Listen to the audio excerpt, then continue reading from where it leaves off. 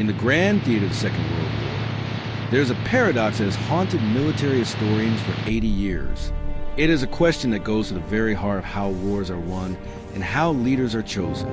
The United States possessed a weapon of singular, terrifying effectiveness.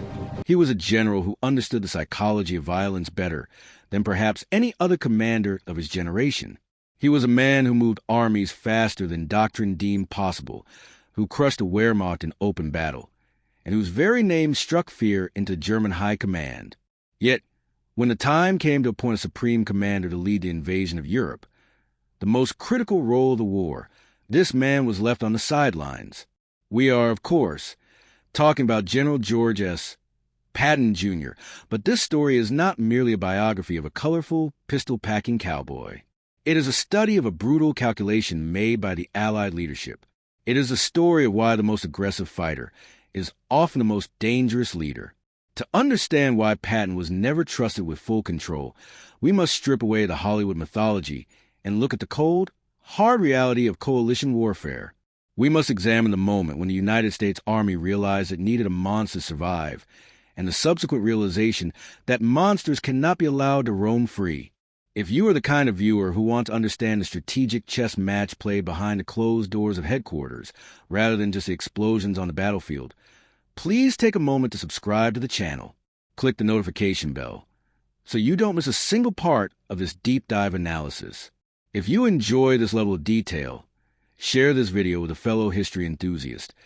It helps us keep these long-form documentaries coming. To understand the tragedy of George Patton, we must first understand the crisis of 1942. When the United States entered the war, its army was a shell. It was under-equipped, under-trained, and psychologically unprepared for the violence of modern mechanized warfare.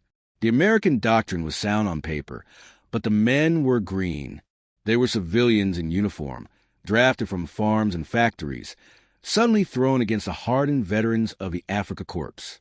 The Allied leadership, specifically General George Marshall and General Dwight D. Eisenhower, faced a terrifying problem. They didn't just need a tactician. They needed a catalyst. They needed someone who could take a group of frightened boys and forge them into a killing machine. They needed George Patton. But from the very beginning, bringing Patton into the fold was a calculated risk. Eisenhower, who had been Patton's friend for decades, knew exactly what he was buying. He knew that Patton was a man out of time. Patton believed in reincarnation. He believed he had fought with Caesar's legions and Napoleon's marshals. He viewed war not as a political struggle or a logistical equation, but as a blood ritual, a test of supreme will. This worldview was Patton's greatest strength, but also his fatal flaw. In November 1942, during Operation Torch, the invasion of North Africa, Patton commanded the Western Task Force landing in Morocco. Militarily, he was brilliant. He drove his men hard, securing the beachheads and neutralizing Vichy French resistance with a speed that surprised everyone. But almost immediately, the Patton problem began to manifest. War in the 20th century was no longer just about taking ground.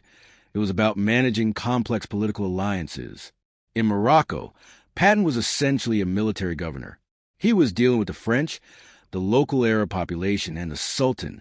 Eisenhower needed a diplomat in uniform, someone who could navigate the treacherous waters of French colonial politics without causing an international incident.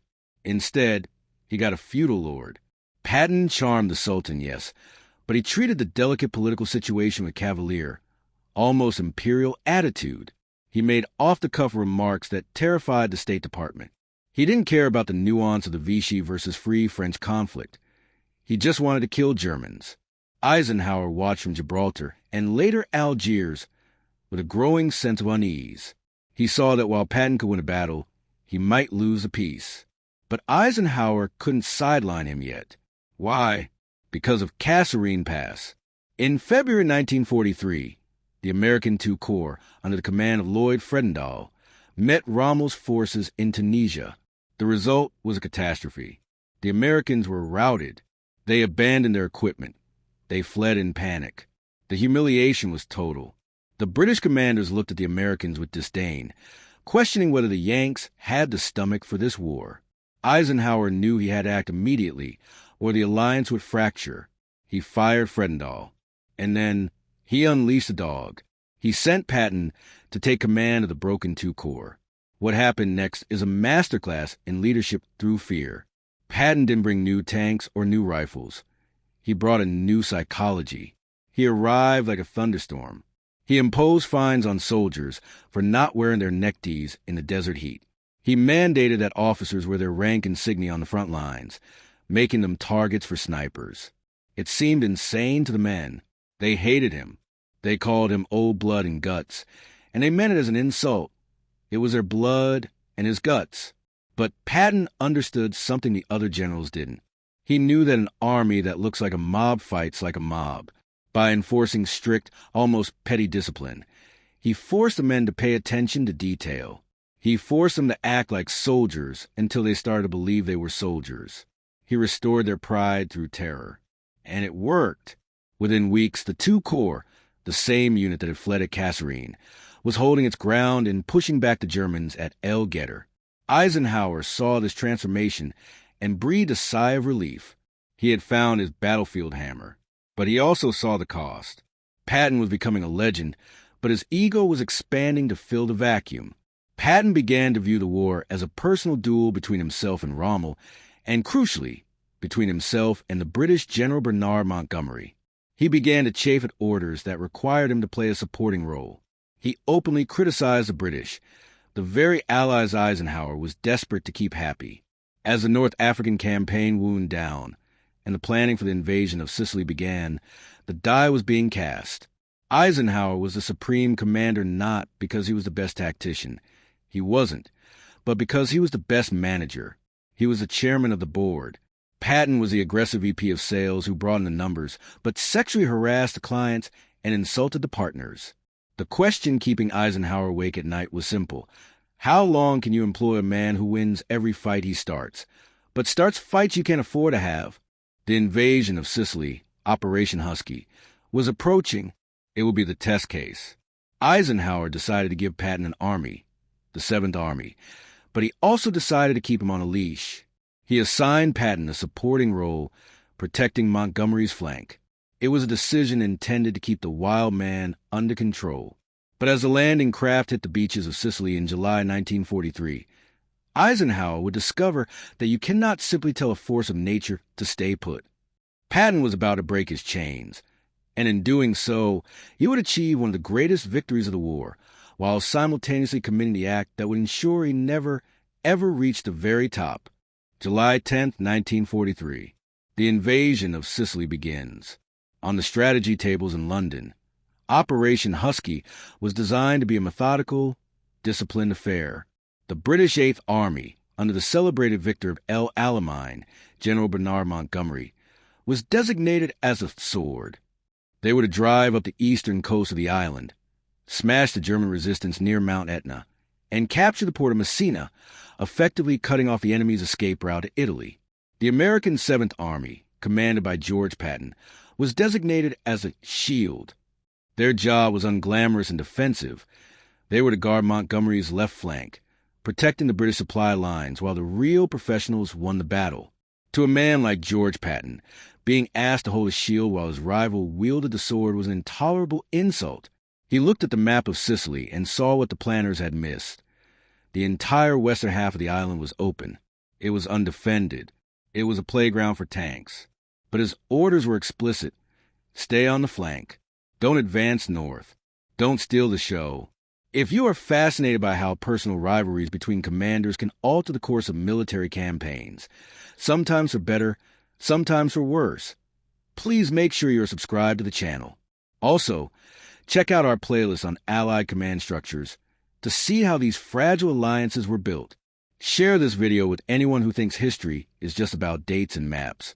It's about ego. Patton stewed for exactly 2 days. As Montgomery's advance bogged down in the difficult terrain south of Catania, halted by stubborn German paratroopers, Patton saw his opening. He went to the overall ground commander, the British General Harold Alexander, and essentially bullied him into expanding the American sector. Alexander, perhaps underestimating Patton's ambition, gave a vague authorization for a reconnaissance in force toward the west. That was all Patton needed. He took the phrase reconnaissance in force and interpreted it as conquer the entire island. He unleashed the Seventh Army.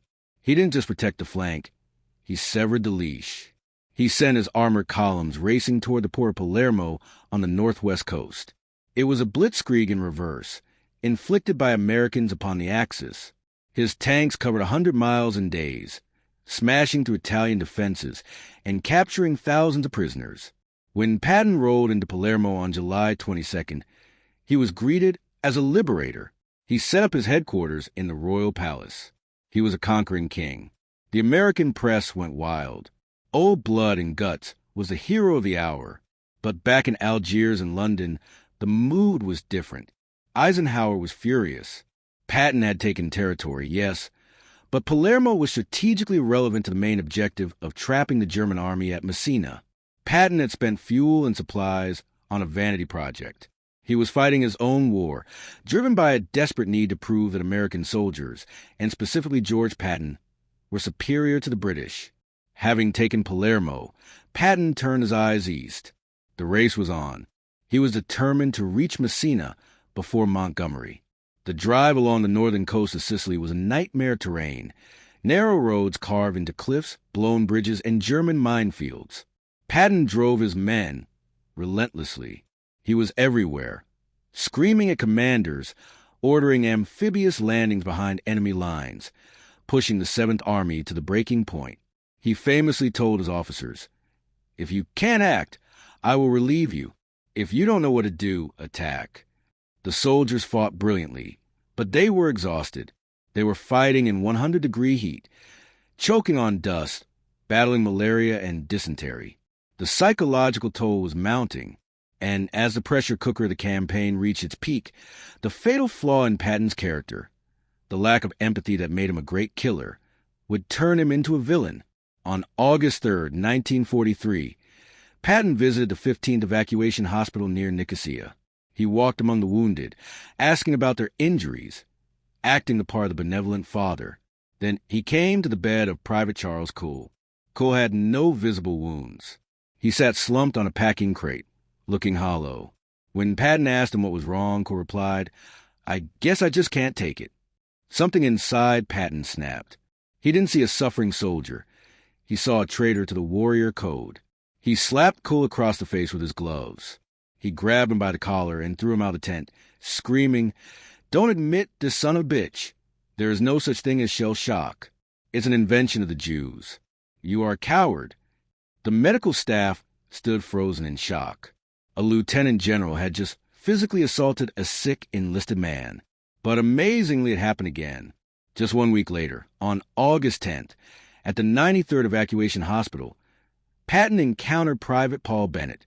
Bennett was shivering with malaria and severe anxiety. When he told Patton, "It's my nerves," Patton exploded.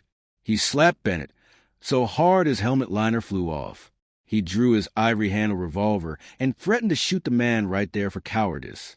He shouted, "I ought to shoot you myself, you goddamned whimpering coward.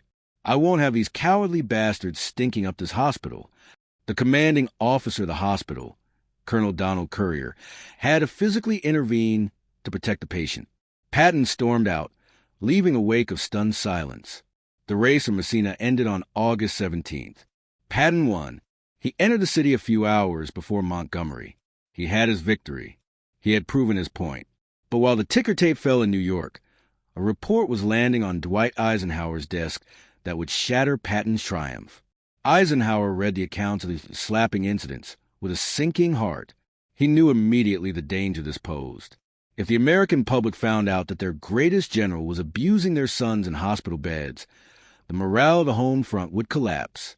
The political fallout would be nuclear. Members of Congress would demand Patton's court-martial. Eisenhower faced the ultimate command decision. On one hand, Patton was the only general who had consistently delivered victories. He was a fire hose that put out the flames. On the other hand, he had shown a fundamental lack of judgment and stability. He had proven that he could not control his temper even when the eyes of history were upon him. Eisenhower chose a middle path, a decision that remains controversial to this day. He did not court-martial Patton. He did not fire him, At least, not publicly.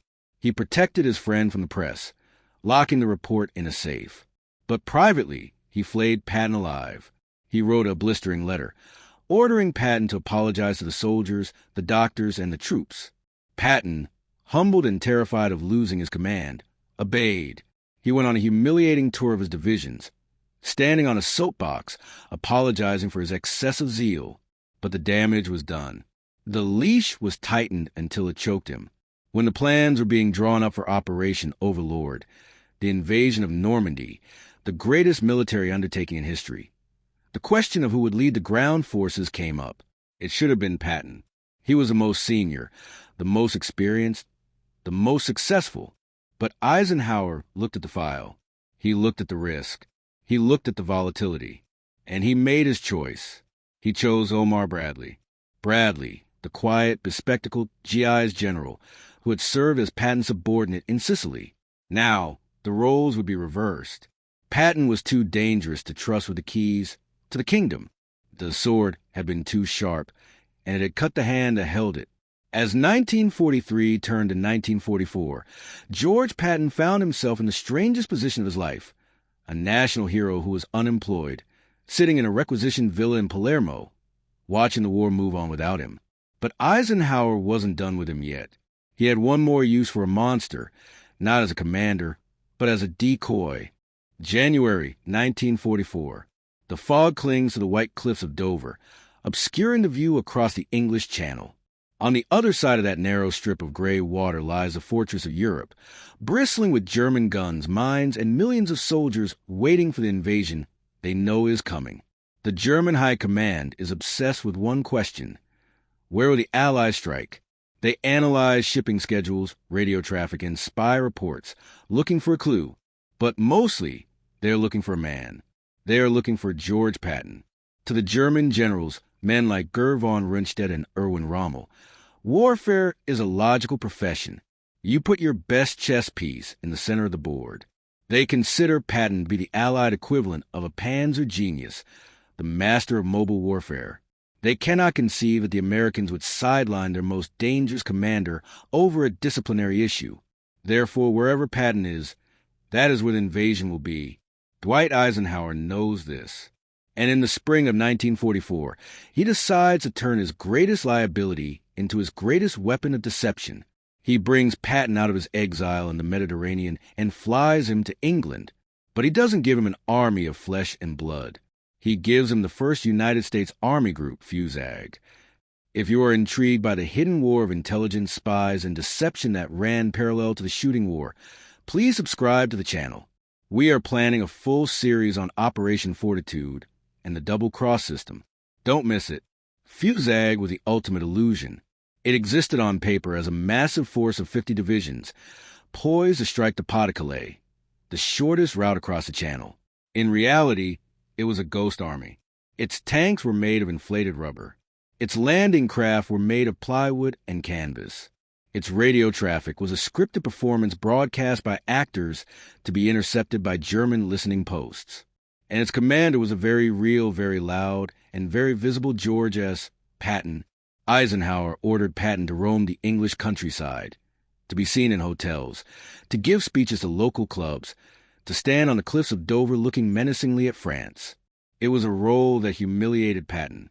He wrote in his diary about the agony of being a theater actor, while other men were preparing for the real war. He felt like a racehorse locked in a stable, forced to watch donkeys prepare for the Derby. He was consumed by jealousy. His former subordinate, Omar Bradley, was now his superior, commanding the U.S. First Army, the real army that would storm Omaha and Utah beaches. Montgomery, his arch-rival, was in overall command of the ground forces. Patton was a scarecrow, but the scarecrow worked. German intelligence swallowed the bait whole. They pinned their powerful 15th Army in the Pas-de-Calais, waiting for Patton, leaving the beaches of Normandy lightly defended by comparison. Eisenhower's leash was now being used to jerk the entire Wehrmacht around by its nose. However, aboard Patton was a dangerous Patton. The leash could restrain his troops, but it couldn't restrain his mouth. On April 25, 1944, barely 6 weeks before D-Day, The disaster that Eisenhower had always feared finally happened. Patton attended the opening of a welcome club for American servicemen in the small town of Knutsford. It was supposed to be a private, off-the-record event. There were no official press photographers. Patton, feeling relaxed among the local women who had organized the club, gave a short, improvised speech. He spoke about the warm welcome the Americans had received. And then he wandered into geopolitics. He said, "It is the evident destiny of the British and the Americans to rule the world, and the better we know each other, the better job we will do." He left out the Russians. In 1944, the Soviet Union was bearing the overwhelming brunt of the war against Nazi Germany. The alliance between Washington, London, and Moscow was fragile, held together only by the glue of a common enemy. For a high-ranking American general to publicly suggest that the Anglo-Saxons would rule the post-war world alone was a diplomatic catastrophe. It implied that the U.S. was already planning for a war against Stalin. The press caught wind of the quote. The headlines the next morning were screaming, "Patton slights Russia. Patton insults our allies." The scandal exploded across the Atlantic. In Washington, cynical politicians who had long hated Patton's aristocratic swagger demanded his head. In Moscow, the Soviets demanded an explanation. Eisenhower was livid. He was sitting in his headquarters, buried under the mountains of logistics for D-Day, the tides, the paratroop drops, the naval bombardment, and once again he had to stop everything to clean up a mess made by George Patton. Eisenhower had saved him after the slapping incidents. He had brought him to England. He had given him a second chance. And Patton had blown it. Eisenhower sat down and wrote a letter to General George Marshall, the Army Chief of Staff. In it, he laid out the case for relieving Patton of command. He admitted that Patton's inability to keep his mouth shut was a fatal flaw that outweighed his tactical brilliance. He was ready to fire him. He was ready to send him home to retirement, where he could do no more harm. The sword was about to be broken. Marshall, displaying the wisdom that made him the organizer of victory, sent a reply that put the ball back in Eisenhower's court. He essentially said, "It's your decision, Ike. But remember, you have a lot of hard fighting ahead. Are you sure you want to go into the biggest battle in history without your best fighter?" Eisenhower paused. He looked at the roster of his generals. He had plenty of good managers. He had plenty of steady hands. But he knew that once the Allies broke out of the beachheads, the war would turn into a race. And in a race, you don't bet on a mule. You bet on a thoroughbred, even if it bites. Eisenhower summoned Patton to his headquarters. The meeting was brutal. Patton, the tough guy, was nearly in tears. He begged. He pleaded. He offered to serve as a private in the infantry. He promised, effectively, to never speak again. Eisenhower looked him in the eye and gave him the final warning. He told Patton that he would stay, but he would remain on the bench. He would not command on D-Day. He would not see combat until the invasion was secure. He was on probation, and one more slip-up, even a minor one, would mean the end. So, when the dawn of June 6, 1944, broke over the English Channel, and thousands of young men waded into the fire of Omaha Beach, the greatest combat general the United States possessed was sitting in his room in England, listening to the radio. He wrote a note to his son that day, "I am destined to achieve some great thing, what I don't know." He was right. Eisenhower had kept the sword in the scabbard for the opening blow. But the battle for Normandy was about to turn into a grinding stalemate in the hedgerows. The steady generals were about to get stuck. And when the plan bogged down, Eisenhower would have no choice but to reach for the weapon he had tried so hard to control. The leash was about to be unleashed, and the map of Europe was about to be redrawn in weeks. July 1944. Normandy. The euphoria of D-Day has evaporated, replaced by the claustrophobic nightmare of the bocage. The hedgerow country is a defender's paradise and an attacker's hell. Ancient earthen banks, topped with thick, impenetrable hedges, divide the landscape into 1,000 tiny fortresses. American tanks are forced to crawl through narrow lanes, only to be ambushed by German Panthers and 88mm anti-tank guns hidden in the foliage. The Allies are advancing, but they are measuring their gains in yards, not miles. The casualty lists are growing terrifyingly long. General Omar Bradley, commanding the U.S. First Army, is methodical and careful, but the stalemate is threatening to derail the entire liberation of Europe. The Allies are bottled up. They need a sledgehammer to break the wall, and they need a cavalryman to ride through the breach. On August 1st, 1944, the Phantom finally became flesh. The 3rd United States Army became operational, and George S.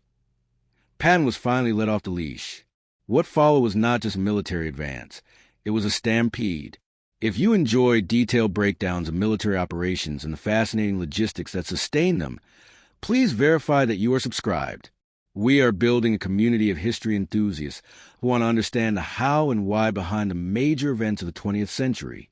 Operation Cobra, the plan to break out of the Normandy beachhead, was designed by Bradley, but it was executed with Patton's spirit. Once the lines were breached near St. Lo, Patton poured his divisions through the gap like water bursting through a dam. While other generals might have paused to secure their flanks or consolidate their supply lines, Patton issued orders that terrified his own staff. Forget the flanks. The enemy is behind us. Drive. The Third Army didn't just advance. It exploded across the French countryside. In 2 weeks, they covered distances that World War I generals would have expected to take 2 years. They swept through Brittany, then turned east, aiming for the heart of France. Patton's philosophy was simple. Speed is the best armor. If you move fast enough, the enemy cannot organize a defense. He ordered his tank commanders to bypass strong points, leaving them for the infantry to clean up later. Haul ass and bypass became the mantra. The Germans were bewildered. Their communications were cut, their command posts overrun, and their retreat routes blocked before they even knew the Americans were in the area. But even in this moment of supreme professional vindication, the tension between Patton and his superiors reemerged with a vengeance. The first major flashpoint was the Falaise Pocket. By mid-August, the German 7th Army was trapped. The Canadians and Polish, under Montgomery's command, were pushing down from the north. Patton's 3rd Army was hooking up from the south.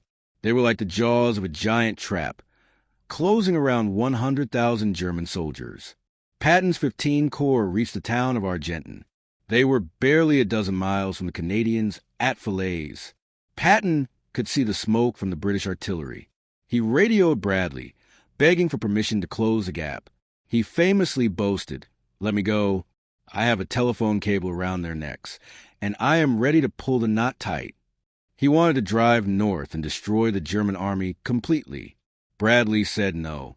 He ordered Patton to halt at Argenton. Why? Bradley later cited fear of friendly fire, that American and Canadian armies crashing into each other would result in chaos. He also cited the agreed-upon boundary lines. But Patton saw it differently. He saw it as a lack of nerve, a bureaucratic hesitation that allowed tens of thousands of hardened German SS and Panzer troops to escape the trap and live to fight another day. To Patton, this was a cost of control. The high command was so obsessed with lines on a map and keeping Montgomery happy that they sacrificed total victory. The gap was eventually closed, but days later, and after many Germans had slipped away. Despite this frustration, Patton turned his army east and began the race across France. The liberation of Paris in late August was a global celebration, but for Patton, it was a distraction. He wanted the Rhine. He wanted Berlin. By late August, the Third Army seemed unstoppable. They were advancing 40 to 60 miles a day. The German resistance in the west had collapsed. There was nothing between Patton and the German border except open road. But a modern army is a beast with an insatiable appetite. A Sherman tank consumes gallons of fuel every mile. A division fires tons of ammunition every hour.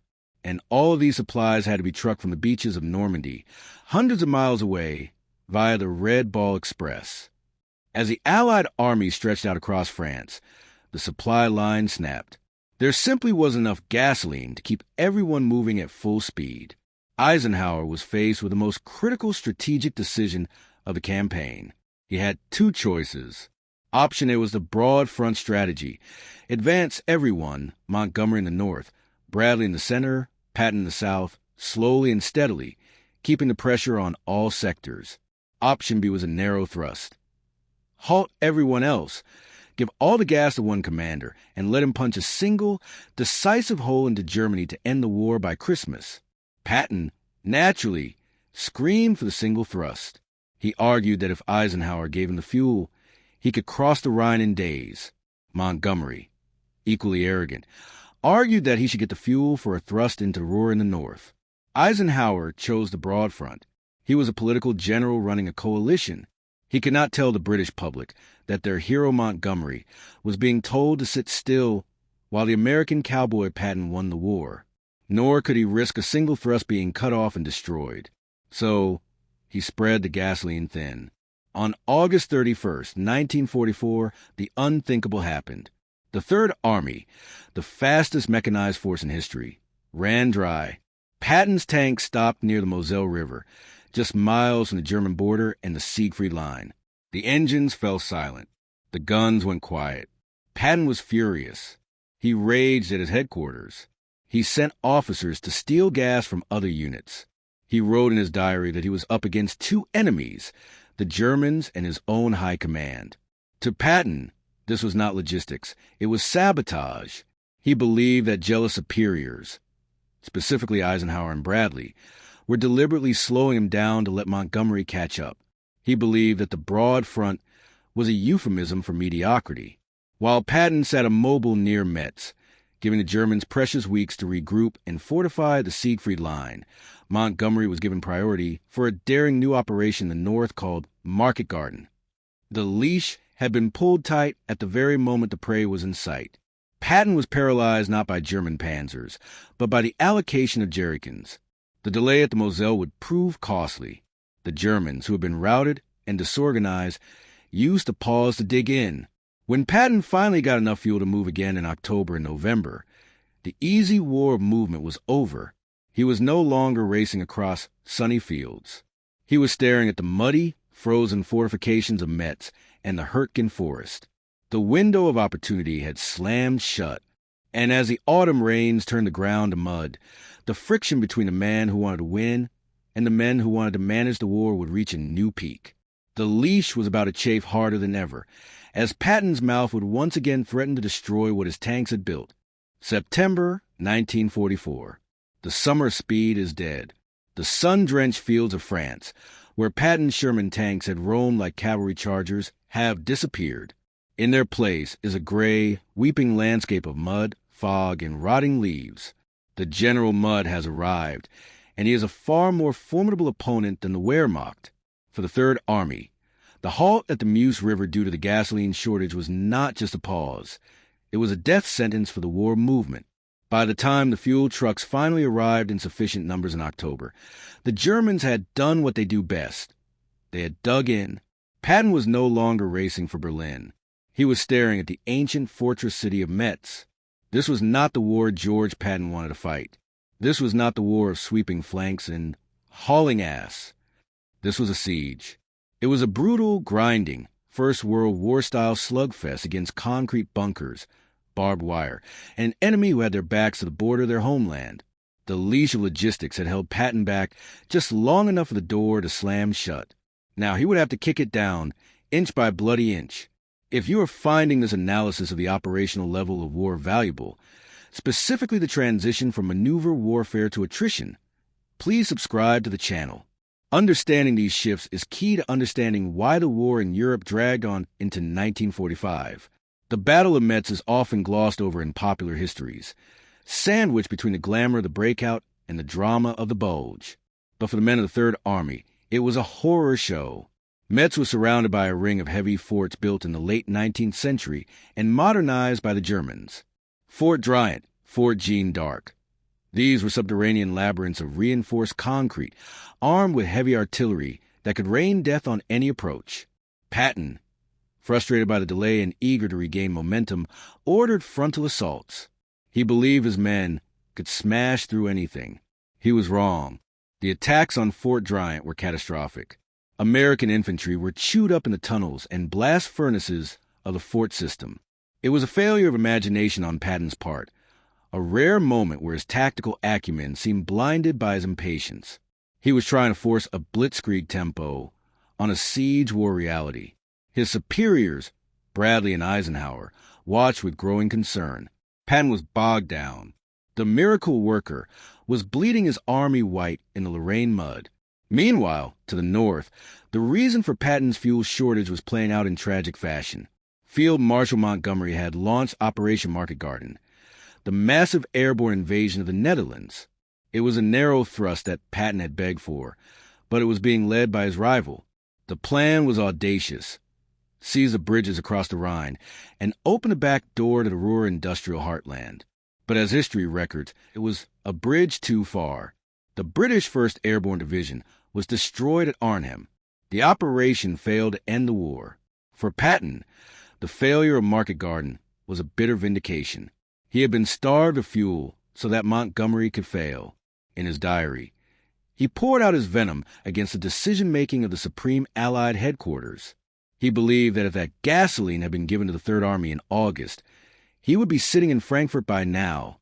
Instead, he was stuck in the mud, fighting for a few hundred yards of territory a day.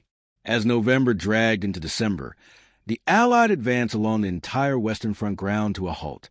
The broad front strategy had succeeded in bringing everyone to the German border, but had failed to punch through.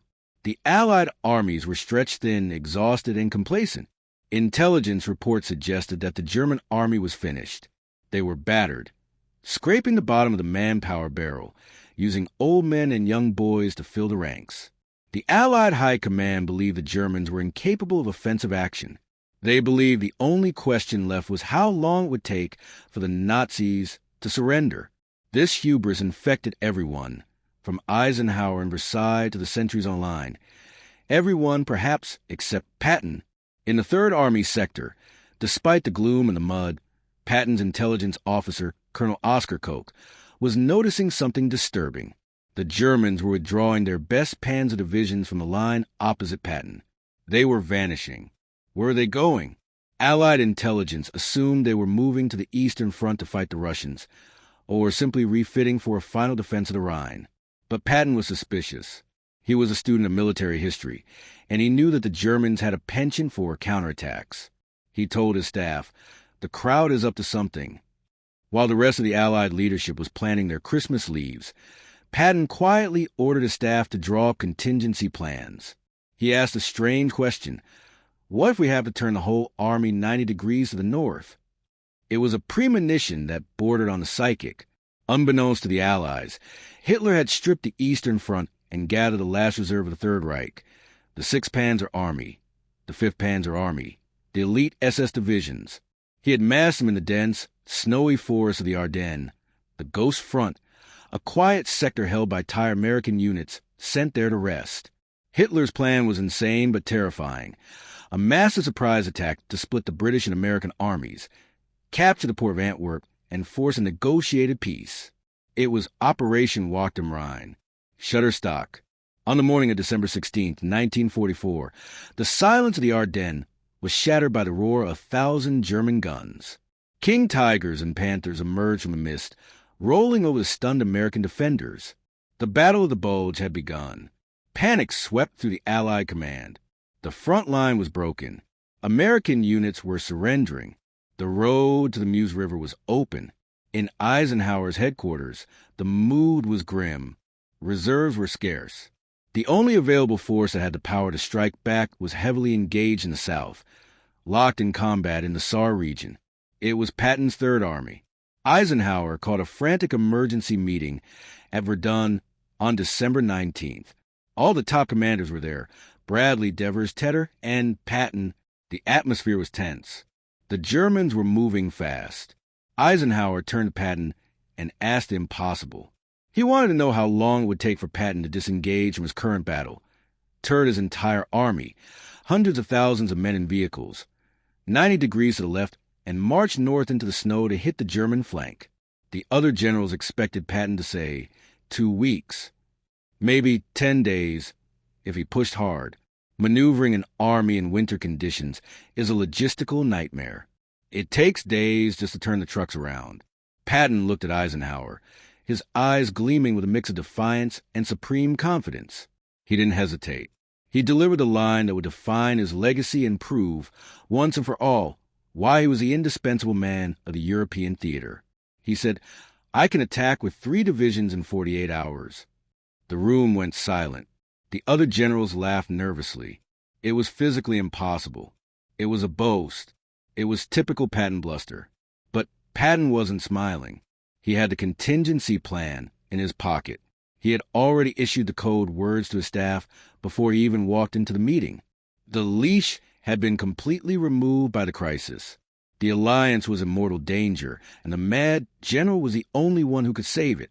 When George Patton promised Eisenhower he could pivot his army in 48 hours, the clock began ticking on one of the most complex logistical feats in the history of warfare.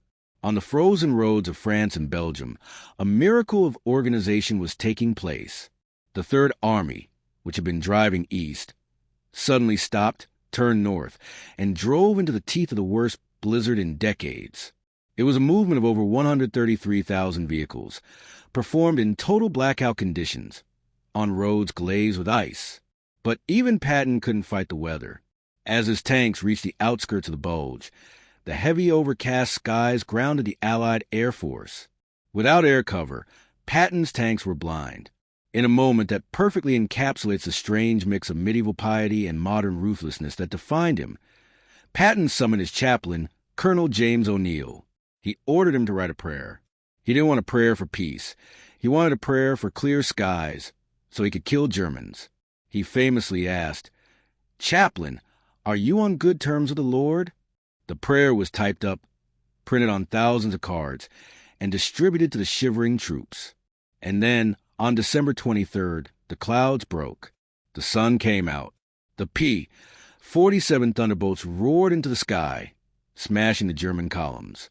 On December 26th, the lead tank of Patton's 4th Armored Division, commanded by Lieutenant Creighton Abrams, broke through the German ring of steel and linked up with the 101st Airborne in Bastogne. The siege was broken. The old man had delivered on his impossible promise. If you followed the series to the end, you understand that history is shaped not just by events, but by personalities. To help us continue producing high-quality narrative history documentaries, please subscribe and share this video. Your support is the fuel that keeps this channel moving.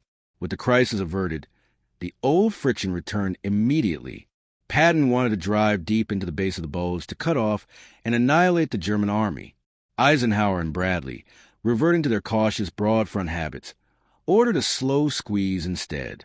Patton was furious, arguing that they were letting the enemy escape to fight another day. But he obeyed. He pushed his army into the German heartland, crossing the Rhine in March 1945 with a characteristic act of defiance. He stopped halfway across a pontoon bridge to urinate into the river, sending a crude message to both the Germans and his rival Montgomery. By May 1945, the war in Europe was over. The Third Reich was rubble. And for George Patton, the tragedy was just beginning. He had famously declared, "Peace is going to be hell on me." He was right. The very qualities that made him the indispensable man of the war, his aggression, his lack of filter, his single-minded focus on the enemy, made him a catastrophic liability in the peace. Eisenhower appointed Patton as the military governor of Bavaria. His job was denazification, purging Nazi party members from all positions of influence. But Patton looked at the destroyed cities of Munich and Nuremberg and saw a logistical problem. He needed the trains to run. He needed the water to work. And the only people who knew how to run the trains and the water plants were the former Nazi administrators. Patton, the pragmatist, kept them in their jobs. He ignored Eisenhower's direct orders to fire them. To Patton, the war was a chivalric contest between soldiers. He respected the Wehrmacht professionals he had fought against. He didn't understand the ideological horror of the Holocaust in the way the politicians did.